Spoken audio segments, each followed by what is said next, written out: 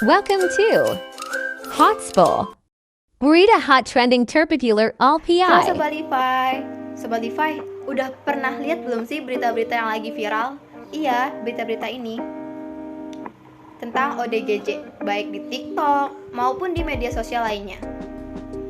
Sebelum itu, Sobat Levi udah tahu belum sih apa itu ODGJ? ODGJ merupakan singkatan dari orang dengan gangguan jiwa. Menurut Undang-Undang Nomor 18 Tahun 2014, ODGJ merupakan sekumpulan orang yang mengalami gangguan pada pola pikir, perilaku, dan perasaan yang termanifestasi dalam perubahan atau gejala yang memengaruhi aktivitas sehari-hari, di mana ODGJ ini akan mengalami hambatan atau bahkan penderitaan dalam menjalani fungsinya sebagai manusia. Namun apa ya yang menjadi penyebab seseorang bisa mengalami gangguan jiwa? Faktanya, penyebab dari sebagian besar gangguan jiwa ini tidak diketahui dengan pasti.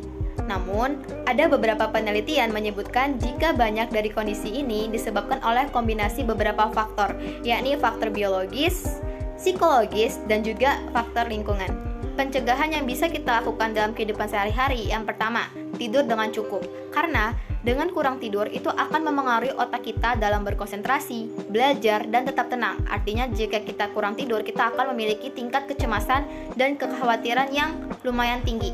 Kemudian meluangkan waktu untuk diri sendiri atau biasa kita sebut dengan me time. Kemudian rajinlah berolahraga, karena dengan kita berolahraga, otak akan menghasilkan hormon endorfin dan juga serotonin yang bisa meningkatkan suasana hati, di mana hal ini akan berdampak untuk bisa menurunkan tingkat stres, kecemasan, dan juga depresi. Kemudian membangun kepercayaan diri, karena dengan kepercayaan diri dan harga diri yang rendah akan menjadi salah satu faktor penyebab gangguan jiwa.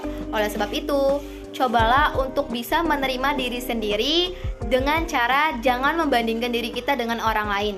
Galilah potensi dan juga jadilah versi terbaik dari diri kita sendiri. Kemudian luangkanlah waktu untuk bersosialisasi, berbagi cerita, atau meluangkan waktu untuk menjalani hal-hal bersama orang-orang terdekat kita, misalnya dengan orang tua, kemudian teman, atau bahkan sahabat kita, yang dimana akhirnya kita bisa memiliki sense of belonging, atau artinya memiliki rasa untuk memiliki, yang membuat kita tidak merasa kesepian yang bisa menimbulkan depresi. Terakhir, jangan sungkan untuk meminta bantuan, dimana ketika kita merasa ada suatu tekanan atau hal-hal yang berlangsung di luar kendali kita dan kita merasa tidak mampu untuk mengatasinya, jangan tunda untuk meminta bantuan.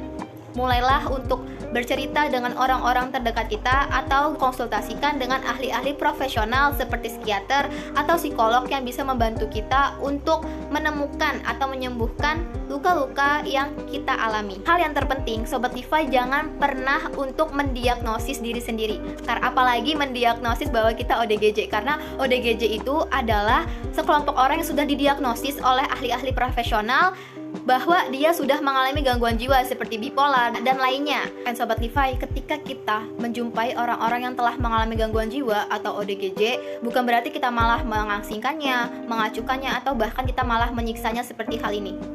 Itu sangat-sangat tidak manusiawi, karena mereka juga manusia yang sangat-sangat butuh bantuan kita.